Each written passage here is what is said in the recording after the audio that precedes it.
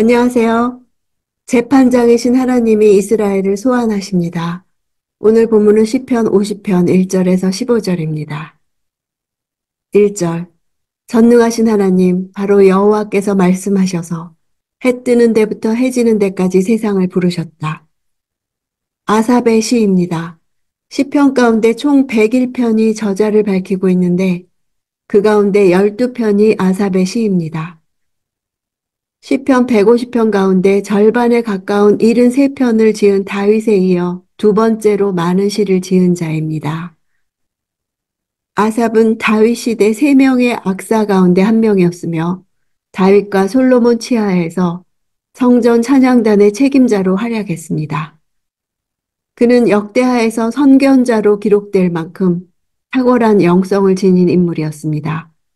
바벨론 포로에서 돌아와 여호와 전에 지대를 놓을 때에도 찬송을 도맡아 하였습니다. 부르셨다는 단어는 소환하다는 뜻으로 법정적 의미입니다. 하나님은 심판자로서 모든 인류를 자신 앞에 불러 모아 심판하십니다. 하나님이 부르신 세상의 범위는 해 뜨는 데부터 해 지는 데까지, 즉 영역에 제한이 없습니다. 2절. 완벽한 아름다움 그 자체인 시온에서 하나님께서 눈부시게 빛을 내셨다. 시온이 완벽한 아름다움 그 자체인 것은 하나님이 임재하신 처소이기 때문입니다.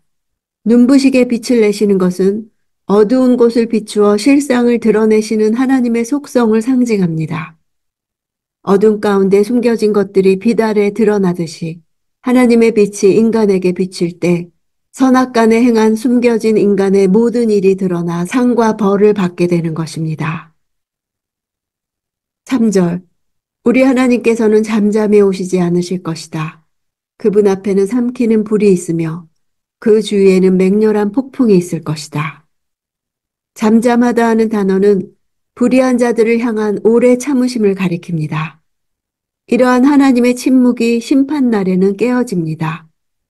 재판장이 재판날에 선과 악을 낱낱이 밝히듯 하나님도 잠잠치 않으십니다.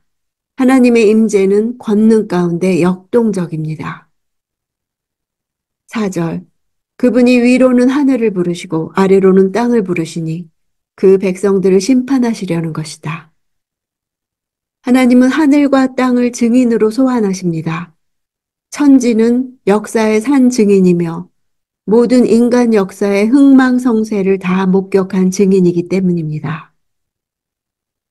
5절. 제사로서 나와 언약을 맺은 내 성도들을 내게로 모아오너라. 제사로 하나님과 언약을 맺은 자들은 아브라함의 후손입니다. 제사로서 언약을 맺었다는 말은 이스라엘 백성의 뿌리와 역사와 그 정체성을 밝히며 이스라엘이 하나님 앞에 어떤 자세를 취해야 할지를 말해주는 의미가 있습니다. 6절. 하늘이 그 의를 선포할 것이다. 하나님께서 친히 심판자가 되시기 때문이다. 셀라. 법정에서 증인들이 자신의 진술을 하기 전에 정직하게 증언할 것을 선서하듯이 증인으로 소환된 하늘이 공정하게 의를 증언하는 듯한 장면입니다. 하나님께서 재판장이시기 때문에 하늘은 의를 선포할 것입니다. 7절. 오, 내 백성들아 들으라. 내가 말한다. 오, 이스라엘아, 내가 너에 대해 할 말이 있다. 나는 하나님이다. 바로 내 하나님이다. 하나님은 이스라엘에게 자신이 하나님이심을 밝히십니다. 어떤 일을 이루시기 전에 먼저 당신과 당신의 백성 사이의 관계를 분명하게 정립하십니다. 하나님께서 이스라엘을 어떻게 생각하고 바라보고 계시는지를 전달하는 것입니다. 8절. 내가 내 희생제로 너를 책망하지 않을 것이니 너는 계속해서 내 앞에 번제를 드렸다. 희생제로 책망하지 않는 것은 그들이 제물에 있어서만큼은 소홀함이 없었다는 뜻입니다. 그들은 모세가 지시한 대로 제사 의식만큼은 철저히 준수했고 매일 엄청난 양의 제물을 도살하여 바쳤습니다. 9절. 나는 내 외양간의 황소도 내 우리의 염소도 가져갈 생각이 없다. 가져갈 생각이 없다는 단어는 49장에서 하나님이 받으신다는 단어와 같은 단어입니다. 하나님은 짐승을 받을 생각이 없으십니다. 사람들은 하나님께 드리는 제사를 하나님을 위한 것이라는 착각을 할 때가 많습니다. 제사는 하나님을 위한 것이 아니라 죄인 된 인간을 위한 것입니다. 많은 사람들은 자신의 소유에서 귀중한 것을 하나님께 드렸다고 생각하면서 이러한 제사 행위에 대해 스스로 만족합니다. 12절. 내가 혹 굶주려도 내게 말하지는 않을 것이다. 세상이 내 것이고 그 안에 모든 것이 내 것이니 말이다. 하나님이 굶주린다는 것은 하나님을 인간과 동일하게 가정하는 표현입니다. 굶주린다 하는 단어는 요셉이 이집트 총리 대신으로 있을 당시 기근을 묘사할 때 사용된 단어입니다. 매우 극심한 기근 상태에 처할 경우에도 절대로 부탁하지 않으실 것이라 하십니다. 13절. 내가 황소고기를 먹겠느냐? 아니면 염소피를 마시겠느냐? 제사 드리는 자들이 가지고 있는 제사에 대한 잘못된 생각들을 지적하십니다. 이방인들은 자신들이 신에게 바친 제물이 신들의 음식이라고 생각했습니다.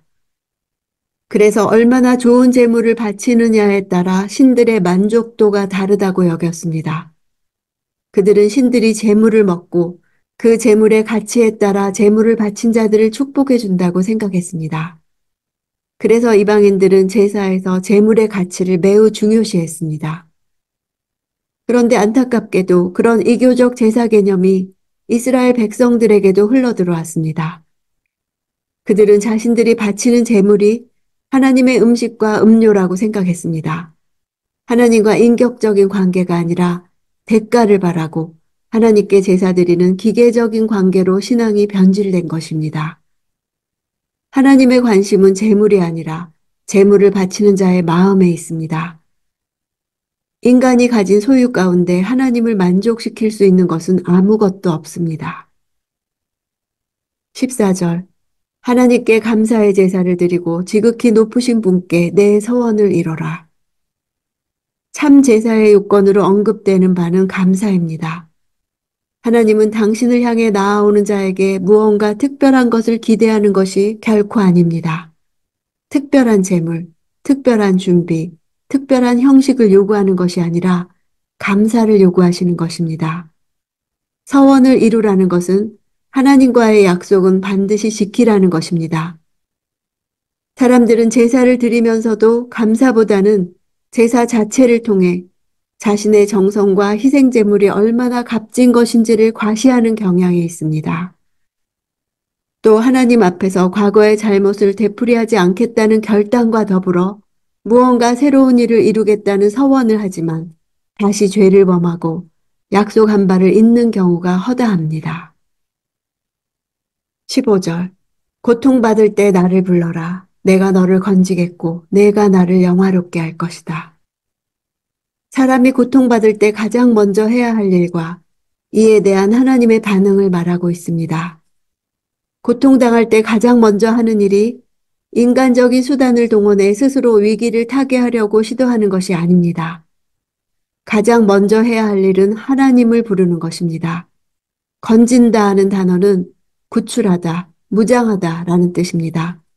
성도가 하나님을 부르면 하나님은 그를 대신해서 싸우기 위해 무장하고 대신 싸우시는 것입니다. 영화롭게 한다는 것은 하나님은 당신 스스로의 행사를 통해 영광 받으신다는 것입니다.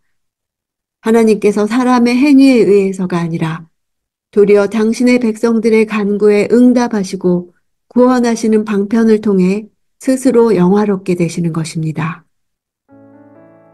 하나님은 내면의 변화가 전혀 없이 겉으로만 신앙생활하는 행태를 지적하십니다. 재물을 열심히 바치면 하나님 쪽에서 무언가로 갚아주실 책임이 있는 것처럼 여기는 사고방식입니다. 사람이 하나님께 드리는 자가 아니라 하나님이 사람에게 구원을 베푸십니다. 재물은 하나님께 감사의 마음으로 드리는 것이며 이러한 관계가 하나님을 영화롭게 하는 것입니다. 스스로의 마음을 찬찬히 살펴봅시다. 하나님이 더 나은 삶을 허락하셔야 마땅하다고 생각합니까? 내가 바라는 것을 얻으려고 순종합니까? 무얼 하든 받을 만한 어떠한 자격이 없음에도 불구하고 값없이 베풀어 주신 구원에 감사합니다.